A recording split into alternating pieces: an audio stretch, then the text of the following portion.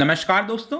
पिछले कुछ समय से अगर आप देखेंगे, कई सारे लोगों के द्वारा ये बोला जा रहा है कि देखिए भारत का जो इन्वेस्टमेंट है, करीब बताया जा रहा है $3 बिलियन का हमने जो इन्वेस्टमेंट किया है अफगानिस्तान के अंदर, ये भारत का डूब गया है एक प्रकार से। मतलब ऐसा लोगों के द्वारा बयान आ रहा है। देखिए भारत के लिए ऐसा कोई तकलीफ नहीं है। भारत के लिए $3 बिलियन वहां निवेश करना ये कोई बहुत बड़ी बात नहीं है। वो हमने एड के तौर पर दिया था। ये हमने ऐसा नहीं था कि कोई प्रकार का रिटर्न एक्सपेक्ट कर रहे थे। लेकिन हाँ, हम चाहते थे कि अफगानिस्तान के अंदर जो लोग हैं उनकी भलाई हो, उनकी यहां पर सोशल वेलबींग हो सके।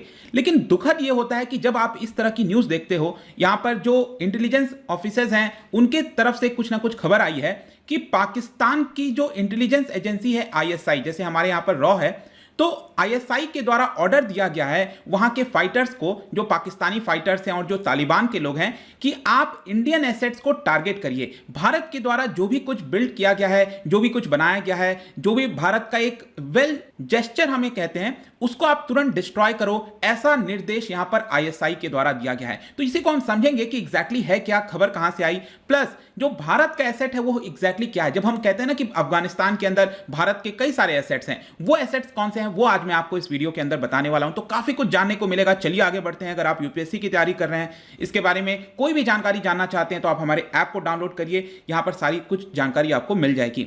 तो सबसे पहले हम देखेंगे कि एग्जैक्टली हो क्या रहा है, हम क्यों इसके बारे में डिस्कस कर रहे हैं। जो पाकिस्तान की इंटेलिजेंस एजेंसी है आईएसआई, उन्होंने डायरेक्ट किया है। रिसेंटली आपने सुना होगा कई सारे जो पाकिस्तान के फाइटर्स हैं वो अफगानिस्तान के अंदर एंटर कर चुके हैं और वो बेसिकली साथ दे रहे हैं तालिबान का, क्योंकि ये तो हम सबको पता है कि पाकिस्तान जो है लंबे समय से सपोर्ट करता आ रहा है। इनफैक्ट अगर आप देखोगे 2001 के बाद जब यूएस एंटर किया था अफगानिस्तान के अंदर, तो जितने भी देश थे उन्होंने अपना रिलेशन कट कर लिया था तालिबान से। लेकिन पाकिस्तान ऐसा देश था जो कि लगातार तालिबान को उस समय से भी सपोर्ट करता आ रहा था। तो अब तो क्या हुआ है कि यूएस जा रहा है तो तालिबान उफान पर चल रहा है और तालिबान जो है वो पाकिस्तान के साथ मिलकर ज्यादा से ज्यादा जो भारत के खिलाफ चीजें कर सकता है वो करने की कोशिश कर रहा है। तो यहां पर अब प्रॉब्लम क्या हुआ है कि पिछले 20 वर्षों में भारत ने जो भी कुछ वहां पर किया लोगों के भलाई के लिए, उसको डिस्ट्रॉय करने की बात कही जा रही है। अफगानिस्तान के अंदर हमारे बहुत सारे प्रोजेक्ट्स हैं, मैं आपको आगे बताऊंगा। लेकिन यहां पर जो सोर्सेस के माध्यम से जो भी मीडिया रिपोर्ट्स, कई सारे मीडिया के द्वारा रिपोर्ट बताया गया है और कहा गया है कि जहां पर भी तालिबान के कंट्रोल में जो एरिया आ रहा है, मतलब अफगानिस्तान के अंदर आपको पता है कि बहुत सारे एरिया को लगातार कैप्चर किया जा रहा है तालिबान के द्वारा, और वहां पर उस एरिया में अगर भारत का कोई भी प्रोजेक्ट है तो आप सबसे पहले उसको डिस्ट्रॉय कर दीजिए।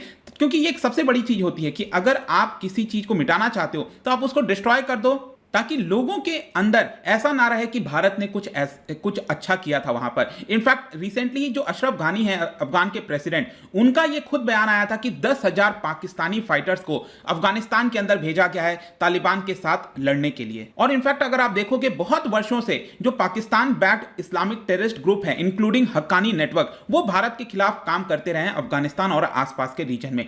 तो क्वेश्चन ये आता है कि अब सबसे पहले भारत क्या कर रहा है, यहां पर क्या स्टेप्स उठाए जा रहे हैं। देखिए सबसे पहले हमारे लिए जरूरी है कि हमारे जितने भी इंडियन वर्कर्स हैं, सिटीजन्स हैं, उनकी सेफ्टी, क्योंकि जान सबसे बड़ी चीज होती है। तो वहां पर जितने भी वर्कर्स इन्वॉल्व हैं अलग अलग प्रोजेक्ट्स में, उनको बोला जा रहा है कि आप वहां से हट जाइए। इसके अलावा वहां पर कई सारे जो पब्लिक सेक्टर कंपनीज हैं, जैसे वेबकॉस हो गया, जो कि डैम प्रोजेक्ट के अंदर शामिल है, क्योंकि आपको पता होगा $350 मिलियन का एक नया प्रोजेक्ट अभी जस्ट अनाउंस किया गया था, शहतूत डैम, जिसके थ्रू जो काबुल सिटी है वहां पर पानी वगैरह ड्रिंकिंग वाटर प्रोवाइड किया जाना था। लेकिन ये वाला काम भी अब बंद हो जाएगा इन सारी चीजों को देखते हुए, क्योंकि यहां पर काबुल सिटी से भी हर जगह से जो यूएस के फोर्सेस जा रहे हैं, और आपको पता होगा कि जो टर्की है वो कह रहा है कि हम काबुल एयरपोर्ट की सिक्योरिटी प्रोवाइड करेंगे। वो कितना कर पाएगा नहीं कर पाएगा ये कोई गारंटी नहीं है। तो हमें तो अपने लोगों की जान की सुरक्षा करनी पड़ेगी। तो ये सबसे पहला हमारा द्वारा काम किया जा रहा है। लेकिन क्वेश्चन ये आता है कि अफगानिस्तान भारत के लिए इंपॉर्टेंट क्यों है, क्यों हम अफगानिस्तान को as a important strategic partner मानते हैं। देखिए जो सबसे बड़ी चीज इस समय सामने निकल कर आ रही है तालिबान के राइज को देखते हुए,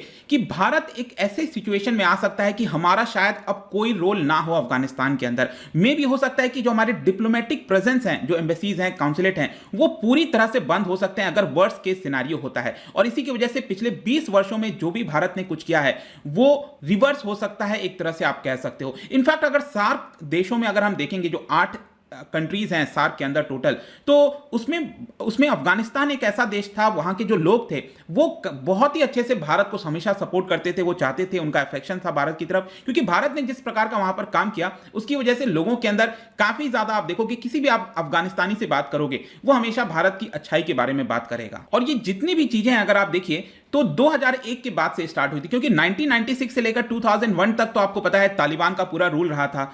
तो उसके बाद क्या हुआ, अमेरिका आ गया वहां पर, और अमेरिका के प्रेजेंस में, क्योंकि हमें उसकी एक प्रकार से आप कह सकते हो सिक्योरिटी थी, प्रेजेंस था अमेरिका के ट्रूप्स का, तो वहां पर हम काफी अच्छे से रीबिल्ड कर सकते थे, इन्वेस्टमेंट कर सकते थे, और वही भारत ने करने की कोशिश की। लेकिन उस पूरे दौरान अगर आप देखोगे 20 वर्षों में भी जो पाकिस्तान है, यूएई है और सऊदी अरब, उन्होंने तालिबान के साथ कुछ ना कुछ संबंध बना के रखे थे। तो भारत ने एक प्रकार से आप कह सकते हो road, dams, electricity, schools, hospital, बहुत सारी चीजें हमने वहां पर बनाई, और टोटल आज के डेट में $3 बिलियन से ज्यादा का हम निवेश कर रखे हैं वहां पर। और भारत के लिए अफगानिस्तान इसलिए भी बहुत इंपॉर्टेंट है क्योंकि अगर आप भारत का कहीं पर भी निवेश देखोगे, जहां पर भी हमने एड दिया है, इन्वेस्टमेंट किया है किसी दूसरे देश के अंदर, वो शायद उतना सक्सेसफुल नहीं हुआ होगा जितना सक्सेस हमें अफगानिस्तान में मिला है। जो भी प्रोजेक्ट हमने वहां पर स्टार्ट किया है उसको प्रॉपर अच्छी तरीके से कंप्लीट किया है। तो अब क्वेश्चन आता है कि भारत के कौन कौन से एसेट्स हैं अफगानिस्तान में। तो यहां पर सबसे पहले मैं बयान बताना चाहता हूं जो एस जयशंकर जी के द्वारा दिया गया था नवंबर 2020 में, जब वो अफगानिस्तान कॉन्फ्रेंस इन जेनेवा, वहां पर वो स्पीच दे रहे थे, और उनका यह कहना था कि अफगानिस्तान का कोई ऐसा कोना नहीं है जहां पर भारत का प्रेजेंस नहीं मिलेगा। जो टोटल 34 वहां पर स्टेट्स हैं, प्रोविंसेस हैं, हर जगह हमने टोटल मिलाकर 400 प्रोजेक्ट्स को स्टार्ट किया है। और अब प्रॉब्लम क्या है कि ये प्रोजेक्ट्स कहीं ना कहीं प्रॉब्लम से गुजरते जा रहे हैं बिकॉज ऑफ राइजिंग तालिबान, और जिस प्रकार से पाकिस्तान ने अपने फाइटर्स को उसके अंदर भेजा है। तो यहां पर अगर मैं कुछ इंपॉर्टेंट प्रोजेक्ट्स की बात करूं तो सबसे पहला तो अक्सर आप सुनते होंगे सलमा डैम के बारे में, जो कि आप पिक्चर देख सकते हो, अफगान इंडिया फ्रेंडशिप डैम के नाम से भी जाना जाता है। सलमा डैम आपको कहां मिलेगा ये आप देख पाओगे, ये जो पूरा मैप है अफगानिस्तान का, यहां पर इसकी जो कैपिटल है काबुल, इसके एकदम वेस्टर्न साइड में आप जाओगे हेरात की तरफ, तो यहां पर बीच में पड़ता है सलमा डैम। तो ये आपका सलमा डैम हो गया। जारांज देलाराम हाईवे के बारे में आपने सुना होगा। ये बेसिकली हाईवे क्या करता है, जो हमारा चबहार पोर्ट है ईरान में, आप नीचे देख पाओगे ये ईरान है आपका, यहां से जो हाईवे बनाया गया है अफगानिस्तान के बॉर्डर तक, और वहां से लेकर ये जो रिंग रोड टाइप का आप देख रहे हो, इसको कनेक्ट करने के लिए हमने जारांज देलाराम जो हाईवे है वो बनाया है, ताकि कोई भी जो हमें मदद पहुंचानी है वो पाकिस्तान से ना होकर हम आराम से चबहार पोर्ट के माध्यम से इधर से पहुंचा सकते हैं। तो ये भी एक इंपॉर्टेंट था। दूसरा आपने सुना होगा पार्लियामेंट के बारे में, जो कि बहुत ज्यादा आवश्यकता थी वहां पर, अगर डेमोक्रेसी लाना है तो पार्लियामेंट भी भारत के द्वारा ये बनाया गया था। इसके अलावा स्टोर पैलेस हो गया, ये एक बहुत इंपॉर्टेंट बिल्डिंग था जिसको डिस्ट्रॉय किया गया था, 19th सेंचुरी में पहली बार इसको बनाया गया था, फिर डिस्ट्रॉय हो गया था, उसके बाद भारत ने इसको रिस्टोर किया था। कुछ गवर्नमेंट के जो ऑफिसेज वगैरह हैं वो आपको देखने को मिलते हैं। इसके अलावा जो सॉफ्ट पावर होता है, सॉफ्ट जो इंफ्रास्ट्रक्चर होता है, चाहे पावर की बात करें, हेल्थ हो गया, ट्रांसपोर्टेशन, ये सब ने हमें काफी हद तक कंट्रीब्यूट किया था। इसके अलावा स्कूल्स के लिए कुछ डेस्क बेंचेस बनाना, सोलर पैनल्स लगवाना रिमोट एरियाज में, सुलभ जो टॉयलेट ब्लॉक्स वगैरह हैं, सफाई बहुत जरूरी होती है, वो हमने कराया। ऑन गोइंग प्रोजेक्ट्स अगर आप देखोगे, मैंने आपको बोला था काबुल डिस्ट्रिक्ट के अंदर जो शहतूत डैम है वहां वो हमने स्टार्ट किया था, लेकिन अब उसको वहां पर रोकना पड़ेगा। और 2011 में भी आप देखिए तो भारत अफगानिस्तान के बीच में एक स्ट्रैटेजिक पार्टनरशिप एग्रीमेंट हुआ था, जहां पर भारत ने असिस्टेंस देने का प्रॉमिस किया था, उसको बिल्ड करेंगे, और वो प्रॉमिस हमने कुछ हद तक फुलफिल किया है, एजुकेशन, टेक्निकल, किसी भी मामले में अगर आप देख लो। और आज के डेट में दोनों के बीच में जो बायलैटरल ट्रेड है वो $1 बिलियन को भी क्रॉस कर चुका है। तो फाइनली कंक्लूजन में हम क्या कह सकते हैं, ये जो स्टेप लिया गया है, आईएसआई ने जो ऑर्डर दिया है फाइटर्स को, तालिबान को, कि आप भारत के इंफ्रास्ट्रक्चर को, ये जितने भी इंफ्रास्ट्रक्चर मैंने आपको बताया जो कि प्रॉब्लम में आ सकते हैं अब, क्योंकि ये सारी चीजें डिस्ट्रॉय करने की कोशिश की जाएगी ताकि भारत का वहां पर प्रेजेंस ना दिखे, लोगों को ऐसा लगे कि भारत ने ऐसा कुछ किया नहीं है। लेकिन मैं आपको बता दूं कि वो जितने भी मैं एक दो लोगों से बात किया हूं, बहुत ज्यादा सॉफ्ट है, कॉर्नर है उनके लिए भारत के प्रति। तो कंक्लूजन में यहां पर हम कह सकते हैं कि अब भारत क्या वहां पर उसका प्रेजेंस रहेगा नहीं रहेगा, ये अभी तक क्लियर नहीं है, क्योंकि अभी तक कोई भी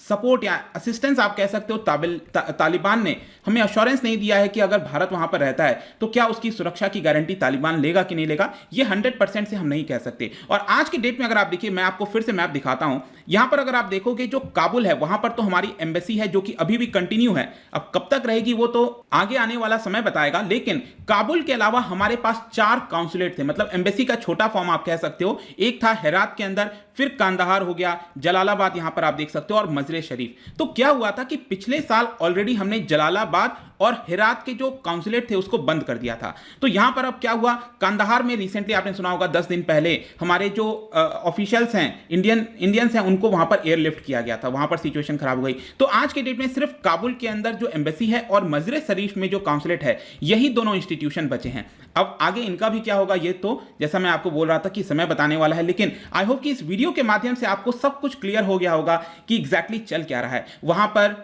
भारत के कौन से इंपॉर्टेंट एसेट्स हैं जिसको प्रोटेक्ट करने की आवश्यकता है, यहां पर तालिबान की रिस्पॉन्स। देखिए भारत, जैसा मैंने स्टार्टिंग में आपको बोला था, ये हमने उनके लोगों के लिए किया था, उनके भलाई के लिए था। अगर ये चीजें डिस्ट्रॉय होती हैं तो उनके लोगों का ही नुकसान होता है, ये तालिबान को समझना होगा, बहुत जरूरी।